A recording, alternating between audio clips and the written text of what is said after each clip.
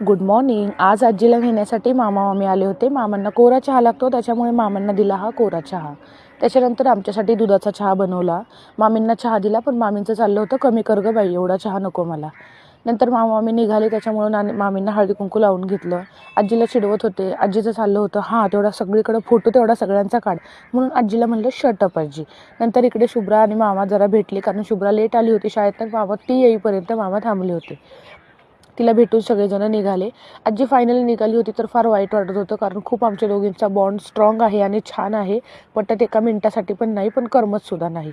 असा काहीसा आमचा बॉन्ड आहे. ती निघाली होती तरी मी तिला चिडवत होते, त्याच्यामुळे तिचं चाललं होतं की काय तुझा फोन बंद कर, ते मामांना नाही आवडत. पण मामा माझे व्लॉग बघतात हे तिलाच नाही माहिती. आणि मी तिला जाईपर्यंत तिला खूप चिडवलं. तिचे खूप व्हिडिओज फुटेजेस घेऊन ठेवले तिचे इन्स्टाला टाकण्यासाठी. त्याच्यानंतर घरात आले. लक्ष्मीव्रताची मांडणी केली. आज शेवटचा गुरुवार होता, त्याच्यामुळे छान मांडणी करून घेतली. हारामुळे देवीच्या जास्तच खुलली होती. दिव्याभोवती रांगोळीभोवती मस्त रांगोळी काढण्याऐवजी म्हणलं फुलांचं डेकोरेशन करून घेतलं. दारामध्ये छान रांगोळी काढून घेतली. मस्त अशी रांगोळी वगैरे काढून झाल्यानंतर स्वयंपाक करायला घेतला. स्वयंपाक झाला.